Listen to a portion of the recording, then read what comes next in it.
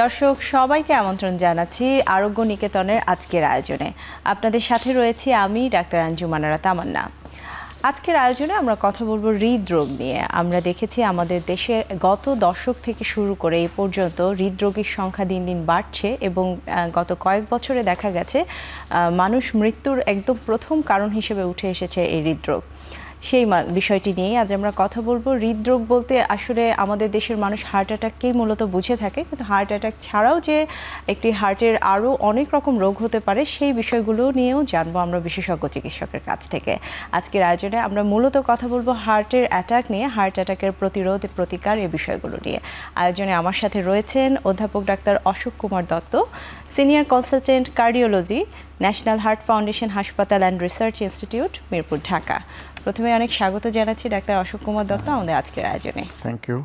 জি, আমি শুরুতেই বলছিলাম আমাদের দেশের মানুষ আসলে হৃদরোগ বলতে কিন্তু শুধুমাত্র হার্ট অ্যাটাককেই বুঝে থাকে, কিন্তু হার্টের যে আরও অনেক রকমের রোগও হতে পারে সে বিষয়টি নিয়ে একটু কম ধারণা রয়েছে আমাদের দেশের মানুষের। আমি একটি একটি করেই আপনার কাছ থেকে শুনবো, যেহেতু হার্ট অ্যাটাককেই আজকে আমরা মূলত আমাদের বিষয়বস্তু রেখেছি। একটু শুনে নেব আসলে হার্ট অ্যাটাক বলতে হার্টের কী ধরনের পরিস্থিতিকে আসলে বোঝানো হয়।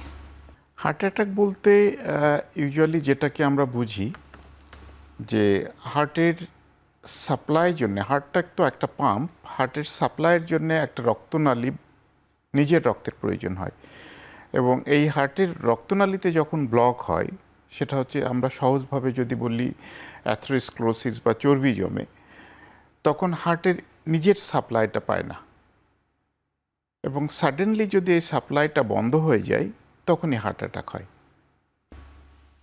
ধরেন আপনার হাতে একটা রক্তনালী আছে, এই রক্তনালী বন্ধ হয়ে গেলে এটা যেমন হঠাৎ করে ইস্কিমিয়া হবে, গ্যাংগ্রিন হবে, হার্টে ওই রকমভাবে হার্টের মাসেলটা অকার্যকর হয়ে যাওয়া। সুতরাং মেন কারণ যেটা আমরা বলি ব্লক হওয়া, যেটাকে চর্বি জমা বা অ্যাথেরোস্ক্লেরোসিস বলি, এবং এটার জন্য হার্টের নিজের যে ব্লাড সাপ্লাই দরকার সেটা যখন বন্ধ হয় সাডেনলি, তখনই আমরা এই কন্ডিশনটাকে হার্ট অ্যাটাক বলি। এই একই কন্ডিশন কিন্তু ব্রেনেও হতে পারে। সাডেনলি ব্রেনের যে রক্ত নালীগুলো এটা যদি হঠাৎ করে বন্ধ হয় তখন ওটাকে আমরা স্ট্রোক বলি। অনেকে স্ট্রোক বলতে হার্ট অ্যাটাক স্ট্রোক মিলে যায়, কিন্তু দুইটার আপনি যদি কারণ বা প্যাথোফিজিওলজি দেখেন দুটো একই। উভয় ক্ষেত্রে রক্তনালীতে ব্লক হচ্ছে, একটাতে হার্টের রক্তনালী ব্লক হলে ওটাকে হার্ট অ্যাটাক বলছি, অনেকে হার্টের স্ট্রোকও বলে, অন্য অর্থে এটা সঠিক। ব্রেনে হলে ওটাকে ট্রুলি স্ট্রোক বলি আমরা। জি, তার মানে আসলে হার্টের যেটা বলছিলেন আপনি, যে রক্তনালী যদি হার্ট যদি নিজে রক্ত সাপ্লাই না পাচ্ছে বা রক্তনালী যদি ব্লক হয়ে যাচ্ছে সেক্ষেত্রে হার্টের অ্যাটাক হয়। এবং আমি একটু জানতে চাই আসলে বেশিরভাগ ক্ষেত্রে কিন্তু একদম খুব সাডেনলি হার্ট অ্যাটাক হয়। অনেক মানুষই সেই সময়টা পান না যে এসে হার্ট অ্যাটাকের চিকিৎসা করবেন বা আগে থেকে বুঝতে পারেন যে তিনি হার্ট অ্যাটাকের দিকে যাচ্ছেন। একটু জানতে চাইবো যাদের এরকম সাডেনলি অ্যাটাক হয় তাদের কি আসলে কোনো লক্ষণ থাকে? হার্ট অ্যাটাকের কি কোনো লক্ষণ রয়েছে?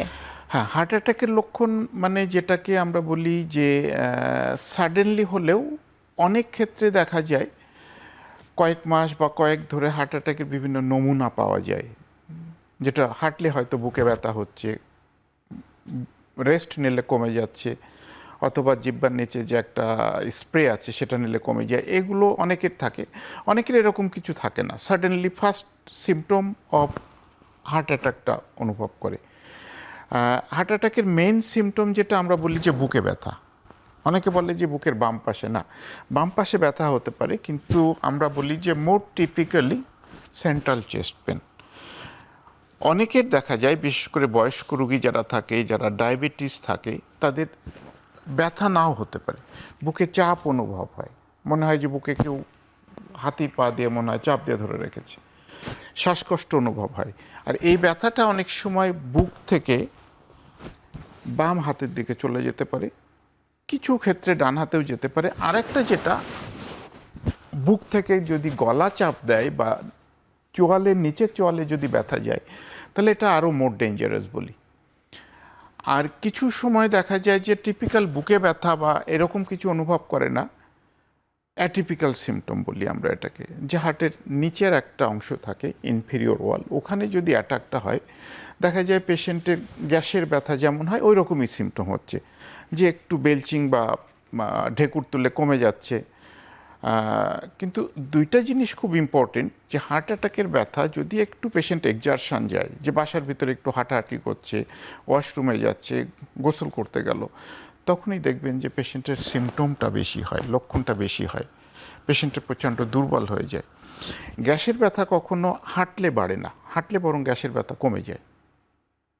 আর কোনো সময় যদি বুকে ব্যথা বা বুকে চাপ বা শ্বাসকষ্ট, স্পেশালি যদি বয়স বেশি হয়, কারো যদি ডায়াবেটিস থাকে, হাইপারটেনশন থাকে, ফ্যামিলিতে হার্ট অ্যাটাকের হিস্ট্রি থাকে বা কোলেস্ট্রল বেশি থাকে, সেক্ষেত্রে বুকে ব্যথা বা এই বুকে চাপের সাথে যদি দেখা যায় পেশেন্টের ঘাম দিচ্ছে, সেটা অল্প হতে পারে অথবা ড্রেন্সিং হতে পারে, অথবা দেখা যাচ্ছে শরীর হাত পা ঠান্ডা হয়ে যাচ্ছে।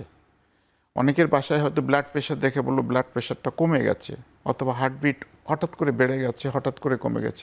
এই লক্ষণগুলো যদি থাকে, যে বুকে চাপ বা ব্যথার সাথে যদি সোয়েটিং হয় অথবা শরীর হাত পা ঠান্ডা হয়ে যায়, এগুলো খুব গ্রিভিয়াস সাইন বলি আমরা, এগুলো খুব খারাপ সাইন হার্ট অ্যাটাকের। জি, তার মানে আপনি যেই লক্ষণগুলো বললেন, আসলে পাশাপাশি কিন্তু বেশ কিছু ঝুঁকির কথাও আপনি বলে দিলেন, যাদের ফ্যামিলিতে হিস্ট্রি থাকে, ডায়াবেটিস রয়েছে বা হাইপার কোলেস্টেরল যাদের রয়েছে, কোলেস্ট্রল যাদের আছে, তাদের অথবা স্মোক যারা করে, স্মোকিং যারা করছে। মোর ইম্পর্টেন্ট আরেকটা, যাদের ফিজিক্যাল অ্যাক্টিভিটি লাইফস্টাইল খুব খারাপ, কোনো রিস্ক ফ্যাক্টর নেই। এই প্রশ্নটিতে আমি আসছিলাম, আসলে এই যে এতগুলো ঝুঁকির কথা আপনি বললেন, আমাদের দেশে কিন্তু দিন দিন হৃদরোগীর সংখ্যা বাড়ছে, আমি কিন্তু শুরুতেই বলছিলাম, এবং এখন দেখা যাচ্ছে মানুষের মৃত্যুর একদম প্রথম কারণেই চলে আসছে এই ওয়ার্ল্ড ওয়াইড, জি, ওয়ার্ল্ড ওয়াইডলি চলে এসেছে। সেই ক্ষেত্রে আসলে আপনি কি মনে করছেন শুধু লাইফস্টাইল, আর কোনো কারণ কি রয়েছে এই হৃদরোগটা বাড়ার? আমরা যদি আমাদের এই সাবকন্টিনেন্টের কথা চিন্তা করি, এটার সাথে western country, even east Asia, Japan, Korea, আমাদের দেশ এবং এই সাবকন্টিনেন্ট, বাংলাদেশ, ইন্ডিয়া, পাকিস্তান, এই গ্রুপে দেখা যায় হার্ট অ্যাটাক অনেক অল্প বয়সে হয়, 40, 50, 60-এর আগে হয়। কিন্তু এটার সাথে যদি আমরা জাপান বা ওয়েস্টার্ন কান্ট্রি, হার্ট অ্যাটাক দেখা যায় 50-60 বছর বয়সের পরে হয়। সেই জন্য বলা হয় যে ইটসেলফ আমরা একটা রিস্কে আছি। আমেরিকা যদি যান, এশিয়ান পপুলেশন বা সেটা আমেরিকান হোক আর যাই হোক, এরা ইটসেলফ একটা রিস্ক ফ্যাক্টর। সাথে হয়তোবা this is related to genetic factor, হয়তোবা সাথে লাইফস্টাইলটা খুবই ইম্পর্টেন্ট। আমাদের লাইফস্টাইল এবং আদার ওয়েস্টার্নের লাইফস্টাইল ডেফিনেটিভলি ডিফারেন্ট। খাদ্যাভ্যাস একটা বড় সমস্যা, খাদ্যে ভেজাল বলেন অথবা খারাপ খাদ্যাভ্যাস, যেটা ওরা হয়তো ত্যাগ ছেড়ে দিয়েছে, আমরা ওইটাকে ফলো করছি। স্মোকিং কিন্তু আমাদের এই সাবকন্টিনেন্টে বড় একটা ফ্যাক্টর।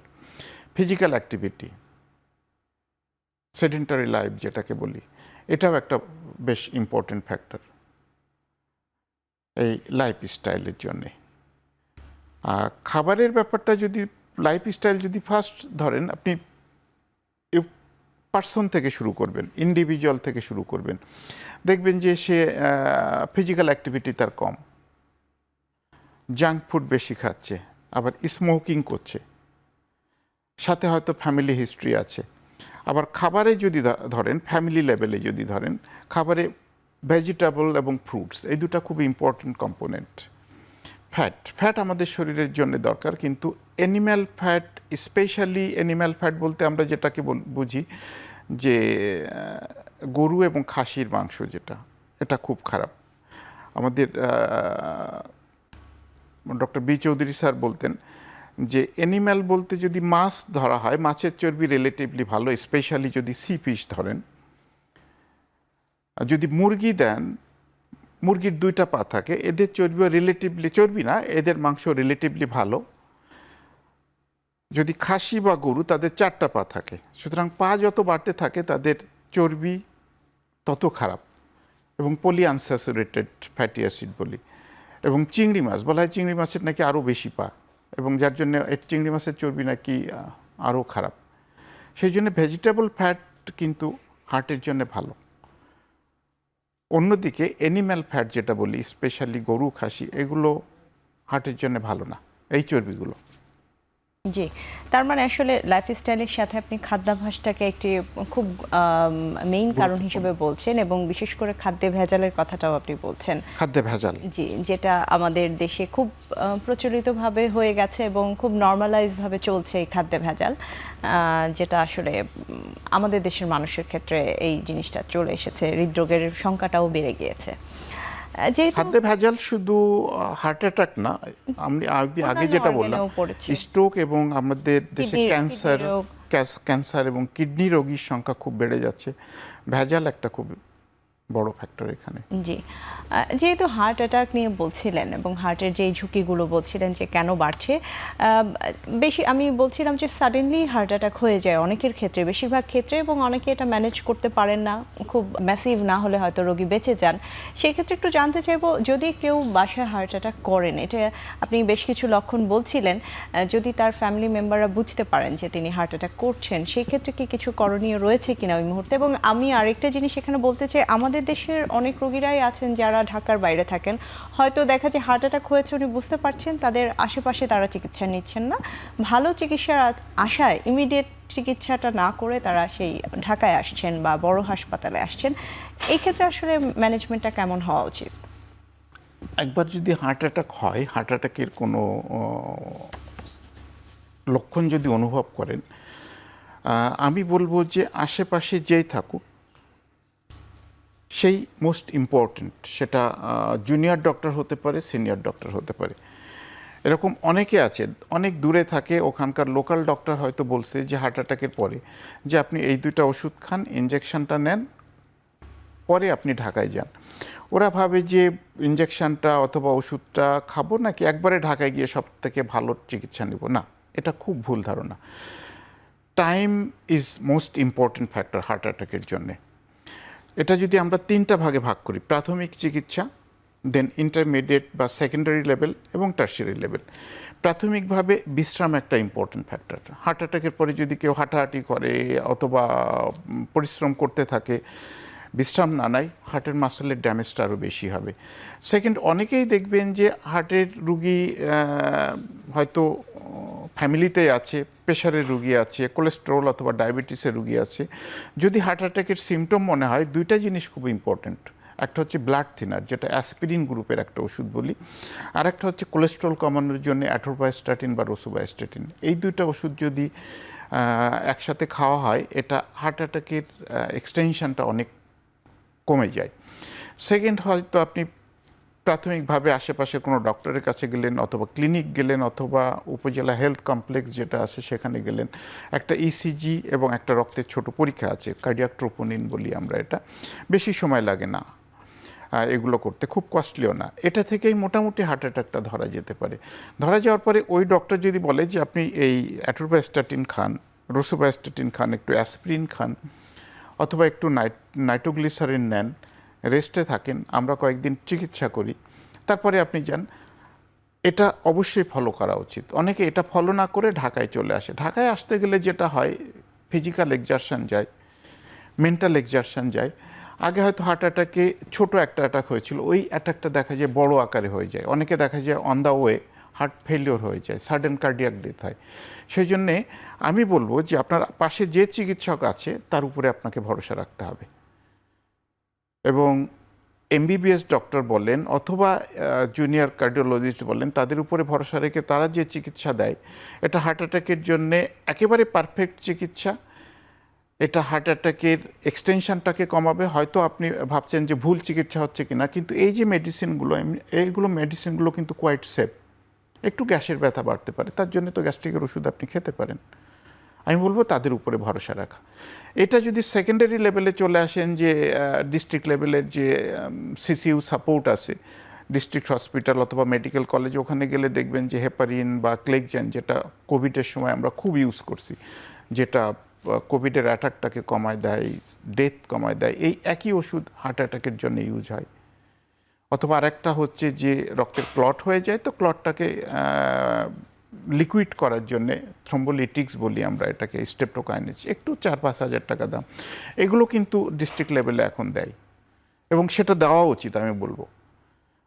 ওই সময়ে যদি একটা স্ট্রেপ্টোকাইনেজ বা এই 4-5 হাজার টাকার ওষুধ দেওয়া হয়, ইনজেকশন দেওয়া হয়, সেটা কিন্তু আপনি পরবর্তীতে স্টেন্ট লাগানোর যে উপকার তার থেকে অনেক বেশি উপকার পাবেন।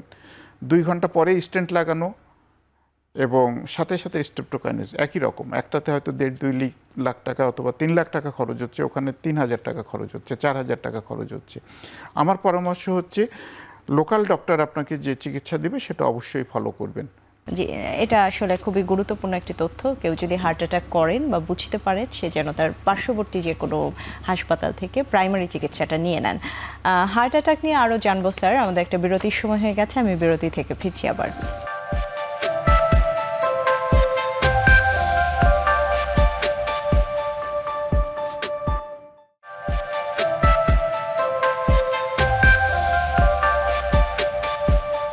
বিরতির পর আবারও ফিরলাম স্যার আপনার কাছে।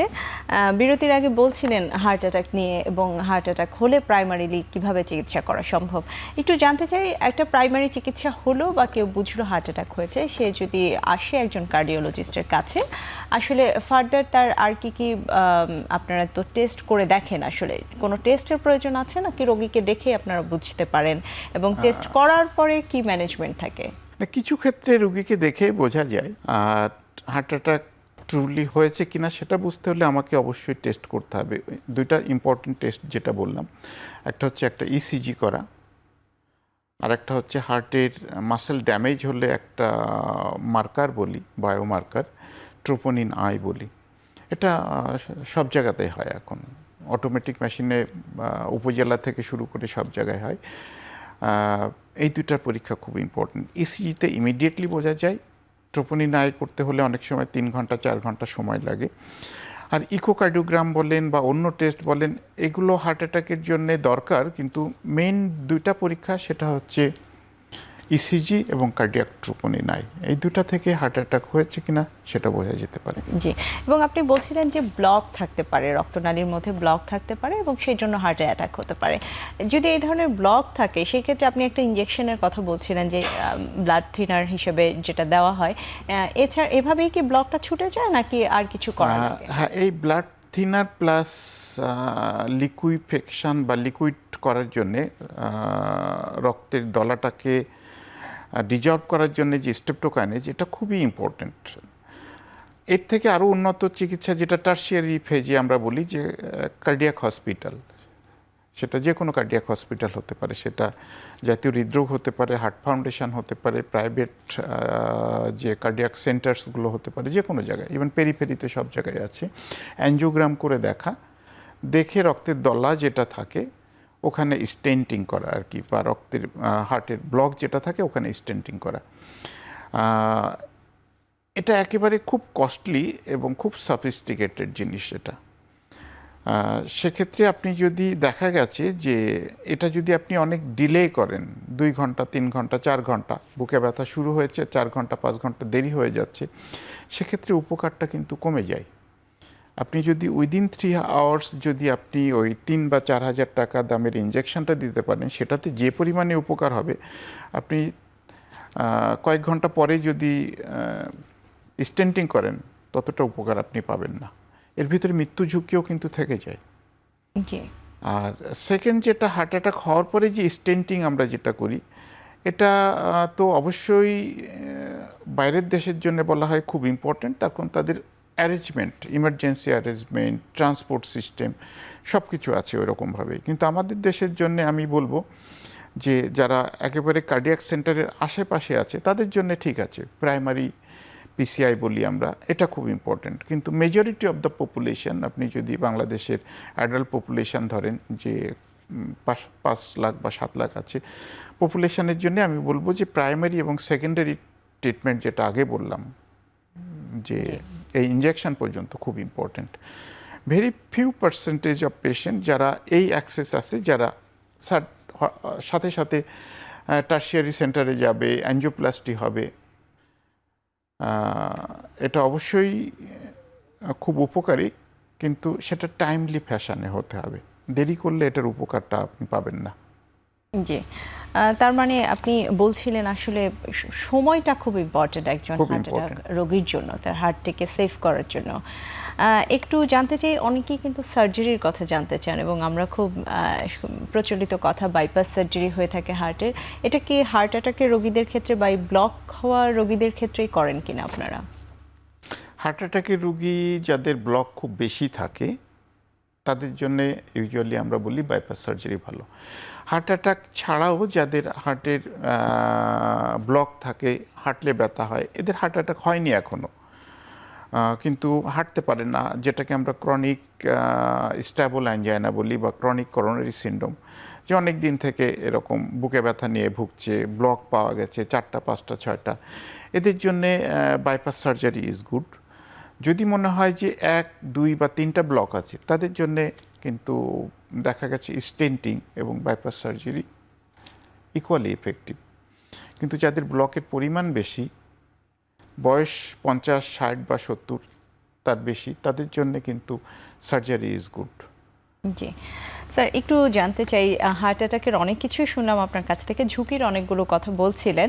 আমাদের দেশে পুরুষ মহিলা, যেহেতু আমি নিজেও একজন ফিমেল, সেক্ষেত্রে জানতে চাই আসলে মহিলাদের ঝুঁকি কি পুরুষদের চেয়ে কম বা কোনো অংশে কম হয় কিনা, বা মহিলাদের লক্ষণের মধ্যে কোনো তারতম্য থাকে কিনা? Female gender up to certain age, আমরা বলি মেনোপজ, সেটা 45 ইয়ার্স হতে পারে, ±5 ইয়ার্স, 40 থেকে 50 বছর, যতদিন পর্যন্ত যার পরে মেনোপজ হয়, ততদিন পর্যন্ত বাই হরমোনাল কজ, হরমোনের জন্যে, এস্ট্রোজেন হরমোনের জন্যে প্রোটেক্টেড থাকে মেয়েরা। মানে 40-50 বছরের আগ পর্যন্ত মেয়েদের প্রোটেকশনটা বেশি, হার্ট অ্যাটাকের ঝুঁকিটা কম। তারপরে হার্ট অ্যাটাকের ঝুঁকি মেয়ে এবং ছেলে দুজনেরই একই রকম। যদি রিস্ক ফ্যাক্টর, যে pressure, diabetes, cholesterol, family history যদি সবই একই রকম থাকে, ঝুঁকি একই রকম। কিন্তু তার আগ পর্যন্ত স্ট্রোজেনের কারণেই আমরা বলি যে হার্ট অ্যাটাকের ঝুঁকিটা কম। সিমটম ছেলে মেয়ে একই রকম, সবারই বুকে ব্যথা হতে পারে, বুকে চাপ হতে পারে, তবে কিছু অ্যাটিপিক্যাল সিমটম বা টিপিক্যাল সিমটম যেটা বলে, অনেকেই বলে যে বুকে ব্যথা তো আমার নাই স্যার, কিন্তু আমি হাঁটতে পারি না, হাঁটলে দম বন্ধ হয়ে আসে, হাঁটলে বাম হাতে ব্যথা হয়, হাঁটলে গলা চাপ দেয়, কিন্তু বুকে তো আমার ব্যথা নাই। এগুলোও হতে পারে, স্পেশালি যাদের বয়স বেশি, 60-70, যাদের লং স্ট্যান্ডিং ডায়াবেটিস আছে, তারা অনেক সময় বুকে ব্যথাটা অনুভব করতে পারে না, কিন্তু ওই সিমটমগুলো হয়, হয়তো হাঁটলে শ্বাসকষ্ট হচ্ছে, অথবা হাতটা ঝিঝি করছে, হাঁটতে গেলে গলা চেপে আসছে, এই সিমটমটা হতে পারে। জি স্যার, আসলে হার্ট অ্যাটাক নিয়ে তো জানলাম, এবং আমি যেটা বলছিলাম, আমাদের দেশের মানুষ কিন্তু হার্টের বা হৃদরোগ বলতে শুধুমাত্র হার্ট অ্যাটাককেই ফোকাস করে থাকে। একটু অন্যদিকে আমি যেতে চাই, রিউমেটিক হার্ট ডিজিজ বা আমাদের ভালভুলার হার্ট ডিজিজ যদি আমি বলি, ভালভে যে সমস্যাগুলো হয়, সে বিষয়টা নিয়ে জানতে চাই। হার্টের এই রোগগুলো কাদের হয় বা ভালভের সমস্যা কেন হতে পারে, একটু যদি বলেন। ভালভের অসুখ যেটা হয় আমাদের দেশের জন্য, রিউমেটিক হার্ট ডিজিজ আমরা বলবো কমনেস্ট কজ। আর কিছু আছে কনজেনিটাল।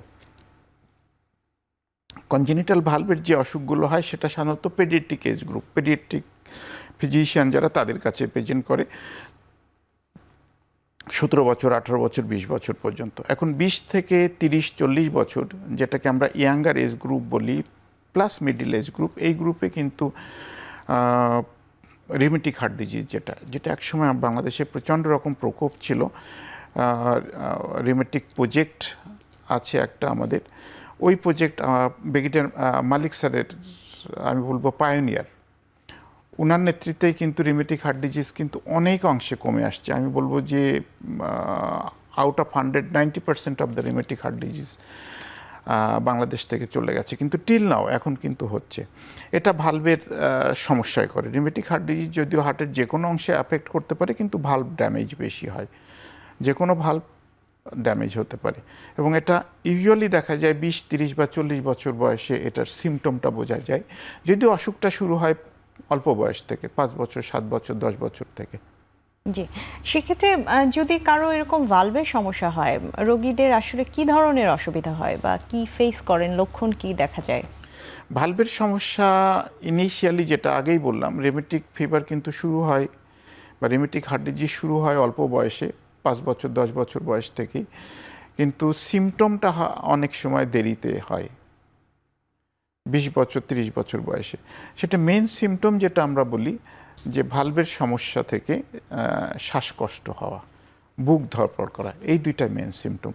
বুকে ব্যথা কিন্তু আগে যেটা আলাপ করলাম হার্ট অ্যাটাক অ্যাটাকের বা মতো, জি। হার্টে ব্লকের থেকে যে বুকে ব্যথার সিমটম, এখানে ওই বুকে ব্যথার সিমটম হয় না।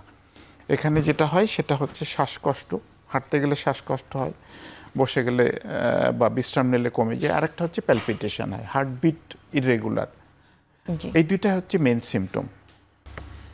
জি, তার মানে বলছিলেন যে এটা ইয়াং বয়সে শুরু হয় কিন্তু ইনিশিয়ালি হয়তো বোঝা যায় না বা রোগী নিজে হয়তো কোনো লক্ষণ ফেস করে না, কিন্তু বয়সটা যত অ্যাডভান্স হতে থাকে রোগীর মধ্যে অসুবিধাগুলো আসতে থাকে। যখন তিনি অসুবিধা ফিল করবেন, যেটা বলছিলেন যে বুকটা ধড়ফড় করা বা শ্বাসে কষ্ট হওয়া, এই যে ভালভের সমস্যা, এই ভালভের সমস্যা আসলে কি প্রতিকার ঔষধের মাধ্যমে সম্ভব নাকি সবসময় সার্জারির প্রয়োজন হয়? না, ভালভের সার্জারি সবসময় দরকার হয় না।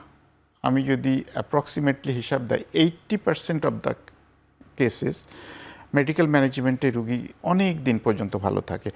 এটা কিন্তু শুধু ভালভের জন্য না, রিমেটিকের জন্য না। আমি সবসময় বলি prevention is better than the cure or ultimate treatment. সেটা হার্ট ব্লক বলেন, সেটা ভালভের কথা বলেন, এগুলো সব ক্ষেত্রেই প্রিভেনশন ইজ বেটার।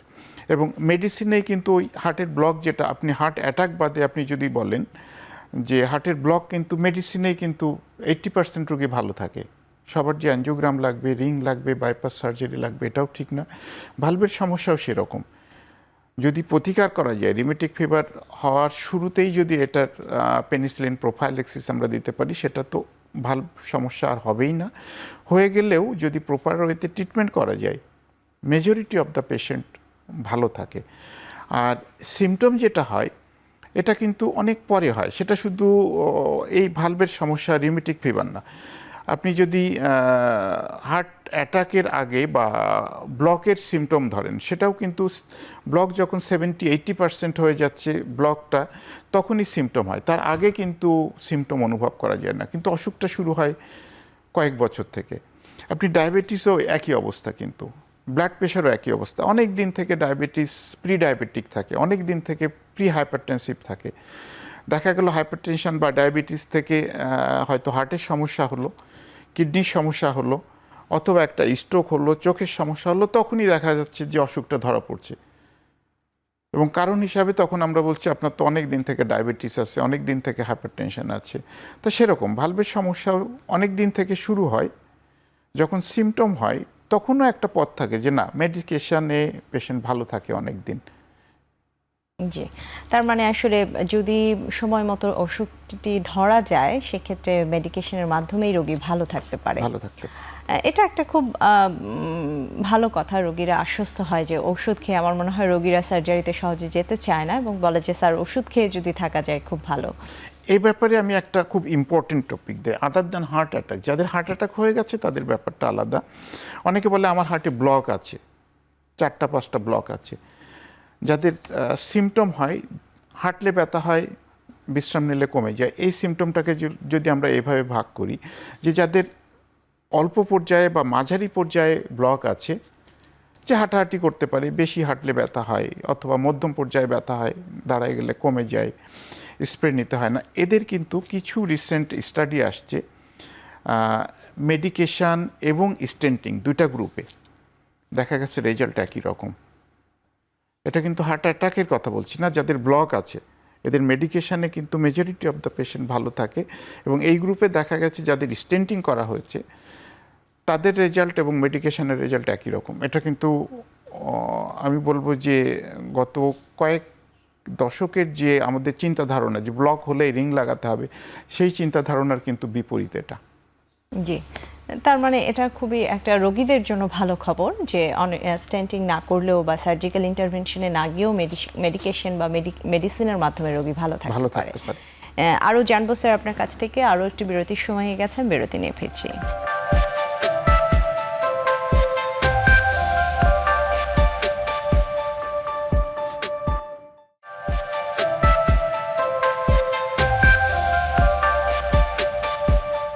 বিরতির পর আবারও ফিরলাম অধ্যাপক ডাক্তার অশোক কুমার দত্ত আপনার কাছে। আমরা শুনছিলাম ভালভুলার হার্ট ডিজিজ নিয়ে আপনি বলছিলেন এবং কিছু আশার কথাও বলেছেন যে মেডিসিনের মাধ্যমে বা ওষুধের মাধ্যমে রোগী ভালো থাকা সম্ভব। যেহেতু এটি একটি আশার কথা, তারপরেও একটু জানতে চাওয়া, যাদের আসলে একান্তই সার্জারির প্রয়োজন হয়, যাদের একদমই ড্যামেজ হয়ে গেছে ভালভ, সেক্ষেত্রে বাংলাদেশে আসলে এই অপারেশনগুলো সফলতা কতটুকু? কারণ আমাদের রোগীরা জানতে চায় এত বড় অপারেশন করার আসলে সম্ভব কিনা এই দেশে, এবং এই অপারেশন করার পরে রোগী একদম স্বাভাবিক লাইফে যেতে পারে কিনা, যেই কাজ সে করছিল বা স্বাভাবিক যে লাইফস্টাইল সেগুলো সে চালাতে পারে কিনা। এটা কি আপনি ভালভের কথা বলছেন? জি জি। হ্যাঁ, ভালভের সার্জারি বড় সার্জারি, ওপেন হার্ট সার্জারি বলি মেজরিটি অফ দ্য ক্ষেত্রে। এরপরে সার্জারি আমাদের দেশে সাকসেসফুলি হচ্ছে, অনেক কয়েক দশক থেকে হচ্ছে কিন্তু, এবং রেজাল্টও ভালো। স্বাভাবিক জীবনে যেতে পারবে কিনা সেটা ডিপেন্ড করছে কী ধরনের সার্জারি এবং হার্টের ফাংশনটা কেমন আছে। হার্টের পাম্পের ফাংশন যদি ভালো থাকে তাহলে মোটামুটি স্বাভাবিক কাজকর্ম করতে পারবে। তবে মোর ইম্পর্টেন্ট যেটা, যে সার্জারি করেন অথবা হার্ট অ্যাটাকের পরে আপনি স্টেন্টিং করেন, ব্লকের পরে আপনি স্টেন্টিং করেন, আপনাকে লাইফস্টাইলটা মেনটেন করতে হবে, মেডিকেশনের উপরে থাকতে হবে এবং রেগুলার ডাক্তারের কাছে ফলো আপে যেতে হবে। এটা খুব ইম্পর্টেন্ট। তবে স্টেন্টিংয়ের পরে, বাইপাস সার্জারির পরে, ভালভের সার্জারির পরে মেজরিটি অফ দ্য পেশেন্ট তারা কিন্তু স্বাভাবিক কাজকর্ম করতে পারবে। জি, একটি বিষয় না জানলেই নয়, যেটা আপনি বলছিলেন হার্টের ব্লকের ক্ষেত্রে স্টেন্টিং বা বাইপাস সার্জারির পরে রোগীরা জানতে চায় আমি ব্যায়াম করতে পারবো কিনা বা দৌড়াদৌড়ির কাজটা করতে পারবো কিনা। হার্ট অ্যাটাকের পরে আমরা 1 মাসের জন্য বলি যে দৌড়াদৌড়ি না করাই ভালো।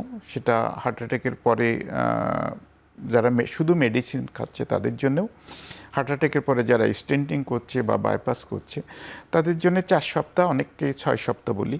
এই 4 to 6 উইকস আমরা বলি যে হিলিং টাইম, রিপেয়ারিংয়ের টাইম। এই সময়টা আমরা বিশ্রাম বলি। বিশ্রাম মানে একেবারে বিশ্রাম না, বাসার ভিতরে যেসব ছোটোখাটো নিজের অ্যাক্টিভিটি, পার্সোনাল অ্যাক্টিভিটি সেগুলো করতে পারবে। আর গ্র্যাজুয়াল অ্যাম্বুলেশন বলি আমরা, যে আস্তে আস্তে কাজের পরিমাণ বাড়াতে হবে, হাঁটার পরিমাণ বাড়াতে হবে, then gradually 4 to 6 week, after 4 to 6 week স্বাভাবিক কাজকর্ম করতে পারবে। সব কিছু গ্র্যাজুয়ালি শুরু করতে হবে। তার মানে করতে পারবেন, কিন্তু ধীরে ধীরে সেগুলো শুরু করতে হবে। এবার একটু অন্যদিকে যেতে চাই স্যার, আপনি বলছিলেন কনজেনিটাল হার্ট ডিজিজের কথা বা জন্মগত যে হৃদরোগগুলো হয়ে থাকে, এর মধ্যে একটি অলরেডি বলেছেন যে ভালভের সমস্যা থাকতে পারে যে কোনো বাচ্চা হওয়ার পরে, সেটি দিয়েই শুরু করতে চাই। বাকিগুলো জানবো আসলে জন্মগত আর কী কী ত্রুটি হতে পারে। এর পাশাপাশি একটু যদি বলেন যে কোনো বাচ্চা হওয়ার পরে আসলে ছোটোবেলায় কি ভালভের সমস্যাগুলো যাদের জন্মগত ত্রুটি থাকে বোঝা যায় কিনা বা কীভাবে বোঝা যায়? কনজেনিটাল হার্ট ডিজিজ বলতে আমরা বুঝি যে যেটা জন্মের থেকেই থাকে, এটা কিন্তু বংশগত নাও হতে পারে। বংশগত মানে এক জেনারেশন থেকে পরের জেনারেশন যাবে, সেটা যে কোনো বয়সে শুরু হতে পারে বংশগত। আর কনজেনিটাল বলতে from very beginning of the birth. এটা সমস্যাটা তো শুরু হয় ইন্ট্রাইউটেরাইন লাইফে। এখন এই কনজেনিটাল হার্ট ডিজিজের কারণ কিন্তু মেজরিটি ক্ষেত্রে কিন্তু বংশগত না। কিছু ক্ষেত্রে বংশগত, কিছু ক্ষেত্রে মায়ের বিভিন্ন রকম অসুখ থাকলে হতে পারে। রুবেলা সিনড্রোম যেমন একটা বলি, মা যদি যখন প্রেগন্যান্ট থাকে এই সময় যদি কিছু মেডিকেশান খায়, এই মেডিকেশান অনেক সময় কনজেনিটাল হার্ট ডিজিজের জন্য রেসপন্সিবল হতে পারে। আর এটা ডায়াগনোসিসের জন্যে আমরা এখন যেটা বলি যে ইভেন বিফোর বার্থ, যখন বাচ্চা পেটে থাকে সে অবস্থাতেই কিন্তু ইকোকার্ডিওগ্রাম করা যায়, প্রিনেটাল যেটাকে বলি, ইন্ট্রাইউটেরাইন লাইফে। এই সময় ইকোকার্ডিওগ্রাম করে, ফিটাল ইকোকার্ডিওগ্রাম বলি আমরা এটাকে, কনজেনিটাল হার্ট ডিজিজ কিছু আছে কিনা, সম্ভাবনা আছে কিনা সেটা দেখা যেতে পারে। আর আফটার বার্থ এটা তো ইকোকার্ডিওগ্রাম আমরা মেন বলি, is not ECG. ECG important, but echocardiogram is more important.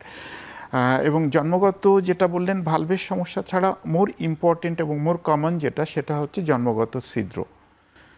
সেটা এএসডি ভিএসডি অথবা পিডিএ যে কোনো ধরনের ছিদ্র থাকতে পারে, অথবা অনেক সময় ছিদ্রের সাথে ভালভের সমস্যা, কমপ্লেক্স কনজেনিটাল যেটাকে বলি, এটাও থাকতে পারে।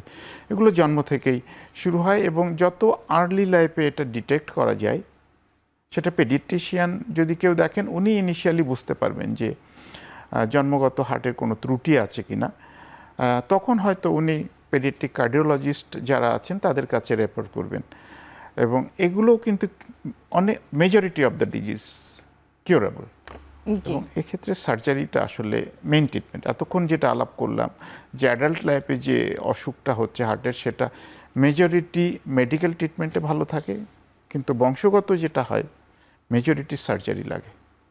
জি, সেক্ষেত্রে এই যে এএসডি ভিএসডির কথা বললেন স্যার, সেক্ষেত্রে এদের কি সবারই অপারেশনের প্রয়োজন হয়, বা অপারেশন করলে বাচ্চাগুলো পরবর্তীতে একদম নর্মাল লাইফ লিড করতে পারে?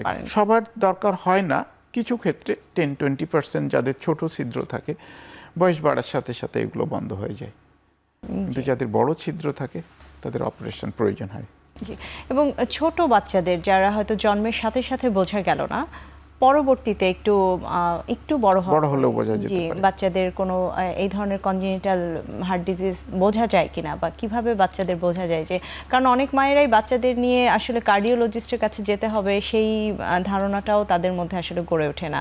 সেক্ষেত্রে কোনো লক্ষণ থাকে কিনা ছোট বাচ্চাদের ক্ষেত্রে? ছোট বাচ্চাদের ক্ষেত্রে লক্ষণ যেটা হয় যে একেবারে খুব কমপ্লেক্স জটিল কোনো জন্মগত হার্ট ডিজিজ যদি থাকে, শ্বাসকষ্ট হয় বাচ্চাদের। দেখবেন যে ব্রেস্ট ফিডিংয়ের সময় শ্বাস প্রশ্বাস বেশি নিচ্ছে, কষ্ট হচ্ছে, হাঁপায়ে যাচ্ছে, অথবা বুকে দেখবেন যে অতিরিক্ত লাফাচ্ছে। এগুলো হচ্ছে বাচ্চাদের সিমটম, যে প্রপার ওয়েতে খেতে পাচ্ছে না, ফিডিং করানো যাচ্ছে না। অথবা আরেকটা যেটা হয় যে বাচ্চা বাড়ছে না, যেভাবে বয়সের সাথে সাথে বাচ্চার গ্রোথ হওয়ার কথা, গ্রোথটা রিটার্ডেড থাকে। এবং যদি কোনো মা দেখে যে তার বাচ্চার বুকে কোনো অ্যাবনর্মাল শব্দ পাওয়া যাচ্ছে, অ্যাবনর্মাল প্যালপিটেশন হচ্ছে, শ্বাসকষ্ট হচ্ছে, সেটা লাংসের জন্য হতে পারে, তবে পেডিয়াট্রিশিয়ানের কাছে পরামর্শ নেওয়া উচিত, নট ইনিশিয়ালি কার্ডিওলজিস্ট। পেডিয়াট্রিশিয়ানের কাছে গেলে হবে কি, ওভারঅল উনি সব কিছু ভালো বুঝবেন। ওটা তো হার্টের জন্য ছাড়া অন্য কারণে হতে পারে। জি জি, তার মানে আসলে বাচ্চাদের ক্ষেত্রে যে লক্ষণগুলো বললেন, মায়েরা একটু সচেতন থাকা এবং পেডিয়াট্রিশিয়ানের থেকে আসলে আগে পরামর্শটা নেওয়া যে কেন তার বাচ্চাটি এমন করছে। এই যে কনজেনিটাল হার্ট ডিজিজগুলোর কথা স্যার বললেন, বাচ্চাদের নিয়ে কিন্তু আমাদের দেশের অভিভাবকরা স্বাভাবিক একটু ভয় পেয়ে থাকেন, এবং বলছিলেন যে অনেকের ক্ষেত্রেই সার্জারির প্রয়োজন হয়, বেশিরভাগ ক্ষেত্রেই যাদের কনজেনিটাল এই ধরনের সমস্যা থাকে, এবং ভালভেও যদি সমস্যা থাকে, একদম ওই বয়সেই বা তখনই কি অপারেশন করা সম্ভব, বা করা হয় কিনা, নাকি কোনো নির্দিষ্ট বয়স রয়েছে? এটা আসলে খুব স্পেসিফিক্যালি বলা যাবে না, এটা ডিপেন্ড করে কি ধরনের অসুখ আছে। কিছু অসুখের ক্ষেত্রে যত তাড়াতাড়ি করা যায় ভালো। কমপ্লেক্স কনজেনিটাল যেটা 2 বছর বা 18 মাসের আগেই, এএসডি ভিএসডি বা পিডিএ যেটাকে বলি, এগুলো আমরা বলি যে অল্প বয়স 3 বছর 4 বছর 5 বছরের ভিতরে করে ফেলাই ভালো। কিছু ক্ষেত্রে আবার ওয়েটও করা যেতে পারে, যে বাচ্চা বড় হোক তারপরে সার্জারি করা যাবে। এটা একেবারে পার্টিকুলার ডিজিজ রিলেটেড, এটা জেনারেলাইজেশন করা যাবে না এটাকে। জি, তার মানে এটা আসলে আপনারা বাচ্চাকে দেখে সিদ্ধান্ত নিতে হয় যে তার কোন মুহূর্তে প্রয়োজন। আরও জানবো, আমরা আরও একটি বিরতি নিয়ে আবার ফিরছি আপনার কাছে।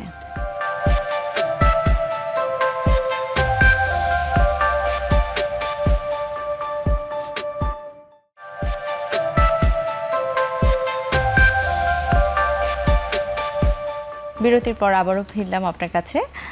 শুনছিলাম কনজেনিটাল হার্ট ডিজিজ নিয়ে। এখন আমরা আসলে শেষ অংশে চলে এসেছি আমাদের আজকের আয়োজনের। যেহেতু হার্ট অ্যাটাক দিয়ে শুরু করেছিলাম, হার্ট অ্যাটাক নিয়েই আরও একটু জানবো। তার আগে একটু জানতে চাই, হার্ট ফেলিওর একটি শব্দ আপনি বলছিলেন আজকের আয়োজনে। হার্ট অ্যাটাক আর হার্ট ফেলিওরের মধ্যে কোনো তফাৎ রয়েছে কিনা? হার্ট ফেলিওর একটা টোটালি ডিফারেন্ট এন্টিটি। এতক্ষণে যেটা আলাপ করলাম যে কনজেনিটাল হার্ট ডিজিজ, জন্মগত হার্টের অসুখ, 2 নম্বর হচ্ছে রিমেটিক বা ভালভুলার হার্ট ডিজিজ, 3 নম্বর হচ্ছে হার্টের ব্লক বা হার্ট অ্যাটাক, এই সবগুলো কিন্তু একটা স্পেসিফিক ডিজিজ, কিন্তু হার্ট ফেলিওর বলা হয়, ব্রিগেডিয়ার মালিক স্যার আমাদের বলতেন যে হার্ট ফেলিওর একটা ডিজিজ না, এটা হার্টের যে কোনো অসুখ হোক, সেটা ভালভের অসুখ হোক, হার্টের ব্লক হোক, এগুলোর আলটিমেট একটা ফেট হচ্ছে heart failure. Congenital heart disease বলেন, ভালভের হার্ট ডিজিজ বলেন, অথবা হার্ট অ্যাটাক বলেন, এটা আলটিমেটলি সব কিছু গিয়ে শেষ হয় হার্ট ফেলিওরে গিয়ে। সুতরাং হার্ট ফেলিওরটাকে আমরা একটা সিমটম বলবো, কোনো ডিজিজ বলবো না। আরেকটা হচ্ছে অ্যারিথমিয়া, বুকের ধরপড় যেটা, এগুলো কোনো স্পেসিফিক ডিজিজ না, এটা হচ্ছে অন্য অসুখ থাকলে সেটার পরিণতি হিসাবে হার্ট ফেলিওর হয়। সেটা হার্ট অ্যাটাকের রুগীর জন্য হতে পারে, ভালভের রুগীর জন্য হতে পারে, অথবা জন্মগত কোনো ত্রুটি যদি থাকে, ছিদ্র থাকে, সেটার আলটিমেটলি সব কিছুই কিন্তু শেষ হয় যদি ফেলিওর হয় সেক্ষেত্রে তখন আমরা বলছি হার্ট ফেলিওর। অনেক সুন্দর একটি তফাৎ আসলে আজকে জানা গেল আপনার কথার মাধ্যমে। আসলে হার্ট অ্যাটাক বা হার্টের যে রোগ, অনেকগুলোর মধ্যে হার্ট অ্যাটাকটা হয়তো অনেকটাই প্রতিরোধযোগ্য। একটু জানতে চাইবো আসলে প্রিভেনশন নিয়ে, এই যে হার্টের এত রোগ হচ্ছে, এর মধ্যে কোন বিষয়গুলো আসলে প্রিভেন্ট করা যায়, হার্টের কোন রোগগুলো আমরা চাইলেই প্রিভেন্ট করতে পারি? আমি বলবো যে হার্ট অ্যাটাক বা হার্টের ব্লক যেটা, এটা মোস্ট ইম্পর্টেন্ট হচ্ছে প্রিভেন্টেবল। আর একটা হচ্ছে rheumatic heart disease preventable. Rheumatic heart disease preventable মানে যদি আর্লি স্টেজ অফ টনসিলাইটিস যেটা হয় আমরা বাচ্চাদের জন্য, এটা যদি প্রোফাইল্যাকটিক্যালি অ্যান্টিবায়োটিক দেই, তাহলে ওটা থেকে হার্টের ভালভের ড্যামেজ হওয়ার ঝুঁকিটা কমে যায়। সেকেন্ড হচ্ছে হার্টের ব্লক যেটা, এই ব্লকও কমানো যেতে পারে, যেটা আগেই বললাম, একটা হচ্ছে লাইফস্টাইল মডিফিকেশন, সেকেন্ড হচ্ছে হার্টের ব্লকের যে কারণগুলো আমরা ধরি বা রিস্ক ফ্যাক্টর ধরি, ব্লাড প্রেশার হতে পারে, হাই ব্লাড প্রেশার, ডায়াবেটিস হতে পারে, কোলেস্ট্রল হতে পারে। সেটা কিছু জিনিস আছে আপনি মডিফাই করতে পারবেন না, যেমন বয়স বাড়ার সাথে সাথে ব্লকের সম্ভাবনা বেড়ে যায়। আপনার জেনেটিক্স যদি থাকে, ফ্যামিলি হিস্ট্রি যদি থাকে, এটাকে আপনি মডিফাই করতে পারবেন না। কিন্তু majority of the factors, lifestyle, obesity, hypertension, diabetes, এগুলো আপনি মডিফাই করতে পারবেন। এবং এই জিনিসগুলোকে যদি আপনি কন্ট্রোল করতে পারেন, প্রপার ওয়েতে ম্যানেজ করতে পারেন, ব্লকের সম্ভাবনা, ঝুঁকি অনেক কমে যাবে, অনেক কমে যাবে। জি, তার মানে আসলে প্রিভেনশন বা প্রতিরোধটা যদি আমরা অবশ্যই করতে পারি, সেক্ষেত্রে হার্ট অ্যাটাকের রোগীদের আমরা অনেকটাই কমিয়ে আনতে পারবো, যেটা আমরা আসলে শঙ্কাজনকভাবে আমাদের দেশে এই রোগীরা বাড়ছে। এবং আপনি স্যার নিজে তো কাজ করছেন, আপনার অভিজ্ঞতা আরও বেশি, আসলে কতটা শঙ্কাজনকভাবে আমাদের এই হার্ট অ্যাটাকের রোগী বা রোগের কথাই যদি বলি, হৃদরোগীদের সংখ্যাও বাড়ছে। আয়োজনের অনেকটাই শেষের দিকে একটু জানতে চাইবো, আসলে যারা হৃদরোগে ভুগছেন, বিভিন্ন রকম হৃদরোগে ভুগছেন, তাদের কোন বিষয়গুলো নিয়ে সচেতন হওয়া প্রয়োজন? যারা একটু আমাদের সিনিয়র সিটিজেন রয়েছেন, বয়স্ক মানুষ রয়েছেন, তাদেরকে আপনি কোন বিষয়গুলো মাথায় রেখে চলতে বলবেন? সিনিয়র সিটিজেন যারা আছেন তাদের ওই একই কথা আমি বলবো, লাইফস্টাইলটা, সেটা পার্সোনাল লাইফ, স্মোকিং থেকে শুরু করে রেগুলার এক্সারসাইজ, খাবার টেবিলের কিছু নিয়মকানুন, দেন আপনার যে অসুখ আছে, ডায়াবেটিস, হাইপারটেনশন, কোলেস্ট্রল, এগুলোকে প্রপার ওয়েতে কন্ট্রোল করা। দুইটা ইম্পর্টেন্ট ফ্যাক্টর যেটা বাসায় খুব ইম্পর্টেন্ট, সেটা হচ্ছে অটোমেটিক মেশিন যেটাকে বলি, electronic blood pressure recording machine. এটা কিন্তু অমরন বা আরও ভালো কোম্পানি, কয়েকটা ভালো কোম্পানি আছে, মোর আর লেস অ্যাকুরেট ব্লাড প্রেশারটা রেগুলার একটু রেকর্ড করা, হোম মনিটরিং যেটাকে বলে। 2 নম্বর হচ্ছে ব্লাড সুগারটাকেও কন্ট্রোল করা। ব্লাড সুগার কন্ট্রোল করতে হলে আপনাকে মেডিকেশান, লাইফস্টাইলের সাথে সাথে রেগুলার ব্লাড সুগারটা চেক করা।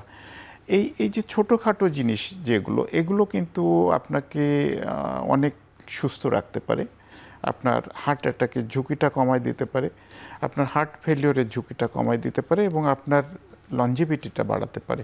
একদমই শেষে যে কথাটি দিয়ে শেষ করতে চাই, অধ্যাপক ডাক্তার অশোক কুমার দত্ত, আপনি ন্যাশনাল হার্ট ফাউন্ডেশনে আছেন কর্মরত, একটু জানতে চাও সব ধরনের হার্টের চিকিৎসাই সেখানে হচ্ছে কিনা এবং সার্জারিগুলো হচ্ছে কিনা?